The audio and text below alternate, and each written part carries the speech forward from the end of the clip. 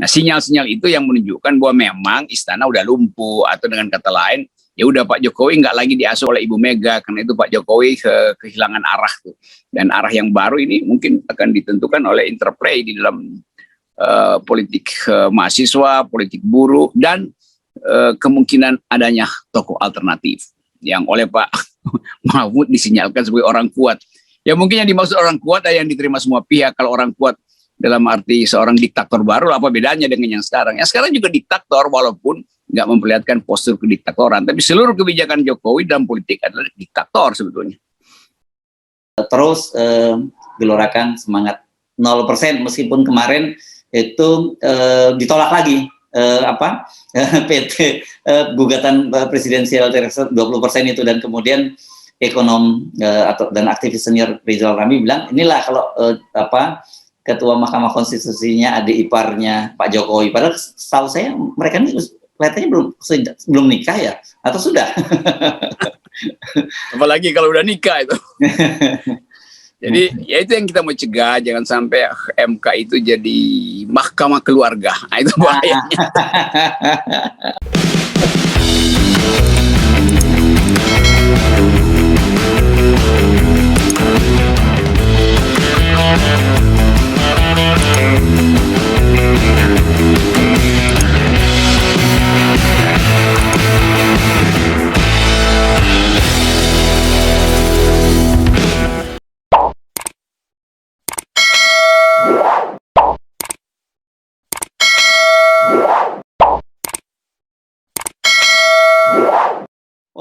Halo, apa kabar? Senang sekali nih ketemu di akhir pekan, terus lihat cuacanya cerah dan hijau di belakang Bung Rocky ini. Cuman bunga-bunganya nggak lagi bermunculan ya, tapi hijau aja udah bikin mata sejuk gitu. Ada juga bunga-bunga dikit tuh, baru mulai dia. Bunga dikit ya, iya. Iya, ini akhir pekan dan orang sekarang lagi bicara tentang akhir kekuasaan. Itu lagi orang kita lagi ngomongin alam tiba-tiba lagi. Iya. Oke. Jadi saya kira ini yang paling topik yang paling banyak dibahas orang dalam sehari terakhir, 2 hari terakhir lah sama hari ini, itu soal keputusan Presiden Jokowi melarang seluruh ekspor itu, mulai bahan bakar minyak goreng sampai minyak gorengnya. Terus kedua, juga viral itu malahan sudah sejak 2 hari yang lalu video dari Pak Mahfud MD ya, yang diwawancarai dalam sebuah program talk show gitu. Dia menyebut ada 2 poin yang dia soroti bahwa perlu Indonesia ini karena situasi saat ini, satu, pembelahan yang luar biasa, sekarang serem dia bilang, kemudian korupsinya itu udah sampai level dari atas sampai level bawah gitu, dan kata dia kesimpulan yang menarik adalah perlu strong leader. Nah, ini kan menurut saya ini 2 topik yang menarik ini, Bung Rocky. Iya, apa kurang strongnya Pak LBP ini, Pak Mahfud juga nih seolah nggak anggap bahwa Pak LBP itu strong leader tuh. Iya. Tapi sinyal Pak Mahfud sebetulnya kalau dia konsisten, ya dia jangan ada di tempat yang busuk itu kan. Ya. Kan dia cuma mau mengeluh pada rakyat, saya menyaksikan nih banyak korupsi sekeliling saya, terus lu diam aja gitu kan. Ya. Saya menyaksikan nih ada potensi keterbelahan bangsa. Ya, terus penyelesaiannya dengan wawancara apa? Jadi kalau secara implisit Pak Mahfud mau bilang ya Presiden Jokowi udah nggak mampu, itu artinya pembantu-pembantunya juga udah nggak mampu. Ya bubar aja kan, supaya ada pengganti baru. Mau dia strong leader apa strong segala macam lah. Tapi kita memang melihat yang dikonstatasi oleh Pak Mahfud itu memang yang sedang terjadi. Orang mencari strong leader karena menganggap bahwa selama ini kok bolak-balik nggak bisa menyelesaikan soal. Yang ada adalah keluh kesah tuh. Mahfud berkeluh kesah, Sri Mulyani berkeluh kesah tentang keadaan krisis ekonomi itu. Kemarin juga Bank Indonesia salah satu direkturnya berkeluh kesah bahwa perang Ukraina dan COVID itu menyebabkan Indonesia nggak bertumbuh. Loh, Indonesia nggak bertumbuh itu jauh sebelum COVID, jauh sebelum perang gitu. Jadi hal-hal semacam ini yang membuat orang anggap bahwa ya memang pemburukan berlangsung terus, dan orang berpikir bukan lagi soal akhir pekan tapi akhir kekuasaan memang kan begitu inti pikirannya tuh. Apalagi soal tadi apa CPO itu yang seolah Pak Jokowi bilang saya hebat nih, saya hentikan. Itu juga mengganggu sistem perekonomian kita tuh. Sesuatu yang secara drastis diputuskan. Padahal sebetulnya ini cuma soal teknis bagaimana mendistribusikan minyak goreng itu dan atasi dengan kebijakan yang terukur. Ini kan kebijakan yang bisa juga nih Pak Jokowi ini dikudeta oleh oligarki sawit nih. Jadi masalah itu yang membuat rakyat akhirnya dari awal pekan sampai akhir pekan itu merasa was-was tentang keadaan. Nah, sinyal-sinyal itu yang menunjukkan bahwa memang istana udah lumpuh, atau dengan kata lain, ya udah Pak Jokowi nggak lagi diasuh oleh Ibu Mega, karena itu Pak Jokowi kehilangan arah tuh. Dan arah yang baru ini mungkin akan ditentukan oleh interplay di dalam politik mahasiswa, politik buruh, dan kemungkinan adanya tokoh alternatif yang oleh Pak Mahfud disinyalkan sebagai orang kuat. Ya mungkin yang dimaksud orang kuat yang diterima semua pihak. Kalau orang kuat dalam arti seorang diktator baru, apa bedanya dengan yang sekarang? Yang sekarang juga diktator walaupun nggak memperlihatkan postur kediktatoran. Tapi seluruh kebijakan Jokowi dalam politik adalah diktator sebetulnya. Ya. Oke, jadi artinya sebenarnya secara implisit kita bisa menangkap Pak Mahfud mengakui bahwa presiden itu gagal merekatkan bangsa, ya, kohesi bangsa gitu. Kedua, kemudian lemah dalam berbagai kebijakan, terutama kalau Pak Mahfud nyebutnya soal korupsinya gitu ya, Bung Rocky ya. Nah, ini saya kira kan ini meskipun secara implisit dijadikan, menurut saya ini datangnya dari seorang Menko. Jadi saya kira ini juga cukup serius. Memang ini serius sekali karena Mahfud kan seringkali yang dia ucapkan itu betul-betul hal yang dialami, tapi dia nggak mampu untuk beritahu pada Pak Jokowi. Karena dia ya sebagai Menko doang gitu. Tapi orang lihat dari waktu ke waktu bahwa ya orkestrasi Jokowi udah gagal. Nggak ada lagi yang peduli dengan kebijakan Pak Jokowi. Nah bahayanya dari awal Pak Mahfud juga ikut menyetujui langkah Pak Jokowi untuk mengambil alih semua partai masuk ke dalamnya tuh. Dan nggak ada oposisi lagi di luar tuh. Jadi itu juga kesalahan Pak Mahfud yang paham secara tata negara bahwa mesti ada distribusi kekuasaan dengan oposisi. Sekarang semua diserap ke dalam. Yang beroposisi bukannya dieluk-elukkan sebagai loyal oposisi, dimusuhin kan. Kan ajaib tuh, presiden memusuhi oposisi itu kan, memusuhi Demokrat, mencurigai PKS. Jadi nggak ada lagi semacam pengertian dasar tentang politik, bahwa politik itu harus menghormati oposisi. Karena oposisi lah yang jadi devil's advocate, bagian yang mengganggu tapi berguna untuk menghasilkan stabilitas. Jadi yang sekarang stabilitasnya semu. Karena semu maka terpaksa mesti ditopang dengan ancaman. Pak Jokowi datang ke pasar Cisarua itu dia bukan datang menghadapi rakyat, dia mengancam rakyat karena membawa pasukan keamanan yang berlebihan itu kan. Jadi orang menganggap memang krisis. Kalau baik-baik aja datang aja kan bertamu, masa bertamu bawa senjata, yang bener aja. Itu soalnya. Jadi kita lihat bahwa ekonomi pasti akan mungkin dalam 2 hari ini kartel CPO ini kartel CPO dunia, bukan sekedar Indonesia, karena kaitan globalnya itu kuat sekali. Sedang memutuskan mungkin udah kita kudeta aja Pak Jokowi kalau begitu, dalam tanda petik kudeta kebijakan, dalam arti ya udah kita balelo aja, kita terusin aja ekspornya, toh dia cuma ucapkan itu sebagai keputusan dan pasar nggak bisa didikte oleh keputusan pemerintah, itu kan begitu logikanya. Iya, kan ini sangat serius ya. Indonesia ini adalah produsen terbesar dari CPO dunia, ya. Artinya apapun yang terjadi pada Indonesia ini pasti akan dampaknya sangat besar terhadap gejolak harga minyak goreng lah di dunia, dan barang-barang turunan lain dari CPO. Padahal kita tahu sebenarnya persoalannya itu bukan soal pelarangan, tetapi adalah tidak dipenuhinya kewajiban domestic market obligation, DMO itu yang 30% sekarang ya, sebelumnya 20 jadi 20% gitu. Nah tiba-tiba diambil keputusan yang drastis. Orang kemudian menghubung-hubungkan apa ini kebijakan yang panik gitu ya. Kenapa? Karena kemarin tiba-tiba saja kok putranya dikait-kaitkan dengan soal tersangka dari mafia minyak goreng itu gitu. Dan kalau Anda amati wajah Pak Jokowi ketika mengumumkan itu benar-benar kelihatan sangat lelah dan tanpa ekspresi gitu. Itu bukti awal bahwa koordinasi makroekonomi politiknya nggak jalan. Kan sangat mungkin juga ada yang sengaja membisikkan Pak Jokowi, udah hajar aja tuh oligarki itu. Iya, oligarki itu bukan dihajar, tapi dinyatakan sebagai bersalah, kan begitu kan, supaya diperbaiki kebijakannya. Bukan menghajar oligarki lalu nanti Ibu Sri Mulyani juga bilang, waduh kita nggak bisa dapat lagi pajak ekspor, nggak bisa dapat lagi rezeki dari komoditas dong. Padahal Sri Mulyani bingung mau narik pajak dari mana lagi itu. Kan selalu dikatakan bahwa kita kelebihan 400 triliun karena ekspor komoditas itu kan, batu bara, sawit segala macam. Sekarang itu mau dibatalkan. Lalu orang bertanya, nanti IKN itu mau dibiayai dengan apa? Lalu Pak Jokowi bingung lagi. Oh iya ya. Lalu dia tanya lagi sama Pak Luhut. Lalu Pak Luhut bilang, ya yang kemarin cuma ancaman, sekarang kita loloskan lagi itu ekspor. Jadi soal-soal beginian ini bikin gejolak, bukan sekedar gejolak. Ini kemampuan Indonesia untuk memperlihatkan postur rasionalitas ekonominya atau rasionalitas kebijakannya itu nggak terbaca oleh investor-investor kan.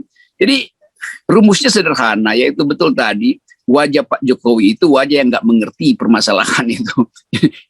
itu soalnya. Lalu dia ya asal-asalan dia nyebut itu kasus batubara udah terbukti bahwa nggak mungkin negara itu mengatur pasar dan dengan akibat diketawain orang aja tuh presiden gagah-gagahan, padahal sebetulnya kartel batubara bilang ntar besok kita kerjain loh, tunduk lagi. Begitu juga dengan CPO, sama aja.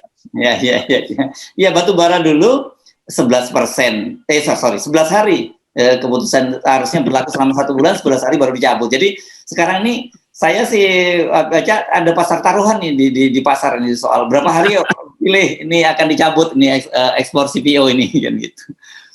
Ya ini ada perjanjian internasional, ya. Supply-nya sekian, bayarnya udah apa belum, itu masa itu hanya diputuskan oleh kepres yang seolah-olah hanya ini menjogok emak-emak, menyogok mahasiswa jangan demo lagi itu.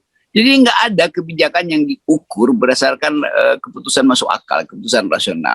Nah ini bahayanya, nanti sinyalnya cuma, wah Presiden Jokowi sangat nasionalistik, ingin memproteksi industri dalam. Iya, tapi ini global ekonomi itu nggak ada lagi istilah nasionalisme. Ini soal interplay harga, demand-nya berapa, supply-nya berapa, yang dibutuhkan dalam negeri berapa, itu yang mesti diketatkan. Jadi soal-soal yang teknis ini juga beliau nggak paham. Jadi nanti juga konyol lagi kan. Lalu siapa lagi yang mau disalahin kalau akhirnya kebijakan itu berubah lagi tuh. Dan orang udah nggak peduli lagi deh. Mau naik, mau turun segala macam. Semua yang diucapkan oleh Pak Jokowi orang nggak dengar lagi. Orang cuma lihat wajahnya itu tuh. Wajahnya seperti apa sih? Wajah nipu lagi nih. Begitu aja kan. Ya. Karena soal sawit ini di luar para pemain-pemain besar itu juga banyak petani sawit, dan mereka sekarang ini kan sedang menikmati harga yang tinggi di pasaran internasional gitu. Nah, ketika mereka ini juga nanti tidak bisa menjual ke pasaran internasional, mereka juga potensi dirugikan, dan ini akan jadi problem pemerintah lagi. Itu udah berkali-kali kita lihat bahwa komoditas itu selalu up and down, ada turbulensi, ada siklus naik, siklus. Nah, petani itu nggak ngerti soal-soal begituan. Dia cuma ingin ada harga yang stabil, seperti pernah dijanjikan Pak Jokowi di awal-awal kampanye. Kita akan stabilkan harga sawit supaya petani sejahtera tuh. Bahkan petani menunggu subsidi-subsidi itu netes ke dia tuh. Ternyata enggak tuh. Dana-dana pemulihan lahan sawit, pembibitan baru itu yang harusnya hak petani itu nyampainya ke konglomerat juga, atau nyampainya ke perusahaan, dan lebih lagi nyampe ke perusahaan asing. Itu Wilmar tuh perusahaan asing sebetulnya yang listingnya di Singapura tuh. Jadi kalau kita lihat anatomi dari politik komoditas itu jadi semacam pintu masuk sebetulnya untuk membongkar korupsi itu. Dan mulai terlihat bahwa yang ini melihara yang itu, yang sana tuh setiap 2 minggu ngirim uang pada si itu, dan semua ini itu adalah lingkaran sekitar presiden. Jadi memanfaatkan momentum itu sekarang bagus sekali, dan mungkin orang semacam Pak Lanyala, Pak Andika itu dapat momentum lagi untuk secara kuat menyuarakan kepentingan rakyat. Jadi begitulah sejarah diatur sedemikian rupa sehingga kebusukan istana akhirnya dia buka sendiri itu. Jadi presiden sepertinya sedang menepuk air di dulang dan akan terpercik ke muka sendiri tuh. Oke. Jadi kalau Anda termasuk tertarik nggak ikut bertaruh berapa hari itu larangan ekspor akan dibuka kembali? Karena Pak Jokowi kan katakannya sampai batas waktu yang tidak ditentukan. Artinya kan itu bisa cepat, bisa lama gitu.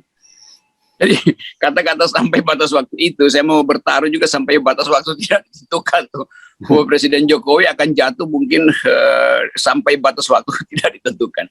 Jadi bayangkan misalnya orang akhirnya jadikan itu pertaruhan. Itu kan sebenarnya olok-olok kan. Bahwa Presiden Anda itu jadi bahan pertaruhan doang tuh. Orang nggak anggap keputusan Anda itu signifikan.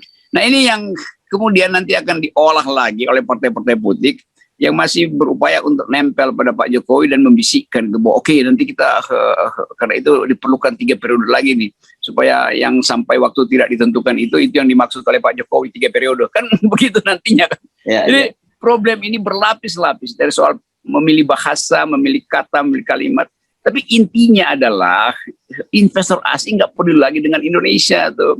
Pak Luhut beberapa waktu lalu masih menjanjikan ya si SoftBank pergi, tapi saya lagi lobby pejabat-pejabat Arab Saudi bahkan sampai ke putra mahkotanya tuh, dan dia nggak ngerti bahwa ya si putra mahkota itu justru yang bilang jangan masuk Indonesia lewat SoftBank karena dia investornya SoftBank kan. Jadi itu kemudian dibaca oleh yang kemarin di Amerika, Washington, yang menganggap ya buat apa kita masih negosiasi soal G20 kalau intinya Indonesia bukan lagi tempat layak untuk mengaktifkan investasi itu.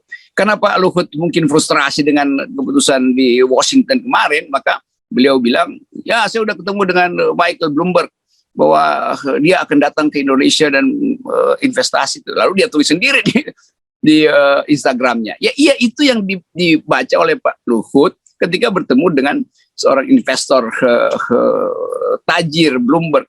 Tapi kan biasa di dalam tradisi investor itu, silakan nanti kita akan berkunjung ke situ. Iya, tapi itu MOU. Bayangkan dalam 7 tahun ini kemudian Pak Jokowi ada ratusan MOU yang diucapkan bahkan dari investor Arab yang kemudian bilang bye bye, kami cuma bilang basa-basi doang tuh, lalu berhenti semua proyeksi yang dibuat oleh Kementerian Perekonomian kan itu hasilnya tuh. Nggak ada investor yang betul-betul menganggap Indonesia adalah layak. Semua cuma basa-basi, lip service saja. Ya, kami akan pelajari proposal IKN, kami akan pelajari proposal macam-macam. Akhirnya berhenti. Nah, oke. Kali kalau Pak Mahfud tadi menyatakan bahwa perlu strong leader karena sekarang ini perpecahan itu luar biasa, pembelahan di masyarakat itu luar biasa. Dan kalau kita selalu bilang ya kalau presiden nggak bisa ngambil peran, kita yang ngambil peran. Dan ini kelihatannya sudah dimulai nih ya, Bung Rocky. Kemarin beberapa teman yang berada di pemerintahan maupun di luar pemerintahan itu bertemu dan kemudian menyatakan bergerak bersama. Itu ada Sandegan dan Nenggolan, ada Masinton Pasaribu, dan saya kira ini banyak lagi aktivis-aktivis 98 lainnya yang juga ada di kubu pemerintahan Jokowi. Ini saya kira ada semacam proses kesadaran bersama, dan saya kira ini cukup menggembirakan, dan kita masih tetap melihat situasi semacam ini, kita masih punya optimisme terhadap bangsa ini. Ya, kita bedakan antara politik headline yang diucapkan istana dan politik undercurrent, politik arus bawah yang sebetulnya menganggap bahwa ya udahlah kita akhiri aja dah pemerintahan ini. Dan itu terjadi seperti berlangsung di banyak titik pertemuan antara mereka yang pro Jokowi dan anti Jokowi, bahkan tiba pada kesimpulan yang sama bahwa Jokowi itu akhirnya dikelilingi oleh kepentingan 1-2 orang aja tuh, oleh 2-3 plutokrat, oleh 4-5 oligarki itu. Dan itu yang menandakan bahwa Jokowi gagal untuk memenuhi janjinya bahwa dia akan berantas korupsi, dia akan ada di depan memimpin korupsi itu. Para pengemplang pajak akan saya kejar sampai ke gorong-gorong. Itu dia ucapkan terus-menerus kan. Dan sekarang nggak ada buktinya tuh. Yang disiksa sekarang adalah Sri Mulyani yang mesti mikir 200 kali bagaimana caranya bolak-balik ke mata anggaran gitu. Yang disiksa sekarang juga adalah menteri-menteri yang di bidang keamanan yang terpaksa mesti berpikir keras bagaimana supaya pembelahan itu berhenti. Masalahnya bukan pada menterinya, masalahnya ada pada kapasitas presiden. Nah, itu yang dibaca oleh mereka yang pro maupun anti Jokowi, yang akhirnya tiba pada kesimpulan yang sama, karena itu menganggap bahwa perlu aksi bersama, bahwa Presiden Jokowi memang tidak punya kapasitas. Nah, kita mau melindungi sebetulnya bangsa ini dari pemimpin-pemimpin yang tidak punya kapasitas. Karena tidak punya kapasitas, dimainkanlah oleh oligarki, dimainkanlah oleh vested interest orang-orang di sekitarnya tuh. Jadi satu paket pikiran udah tiba bahwa end game itu memang harus terjadi. Hanya itu jalannya tuh. Ya, oke, Bung Rocky, saya kira daripada kita dengar omongan para pejabat yang nggak keruan juntrungannya, saya kira lebih enak kita dengar suara-suara burung di belakang Anda, suara penggeret di belakang Anda, gitu, sambil kita tetap mengingatkan para viewer kita bahwa terus gelorakan semangat 0%, meskipun kemarin itu ditolak lagi. PT gugatan presidensial 20% itu, dan kemudian ekonom dan aktivis senior Rizal Ramli bilang inilah kalau ketua Mahkamah Konstitusinya adik iparnya Pak Jokowi, padahal setahu saya mereka ini kelihatannya belum nikah ya, atau sudah? Apalagi kalau udah nikah itu. Jadi ya itu yang kita mau cegah, jangan sampai MK itu jadi mahkamah keluarga. Nah, itu bahayanya. Oke, Bung Rocky. Salam 0%. 0%. Ya. Sip.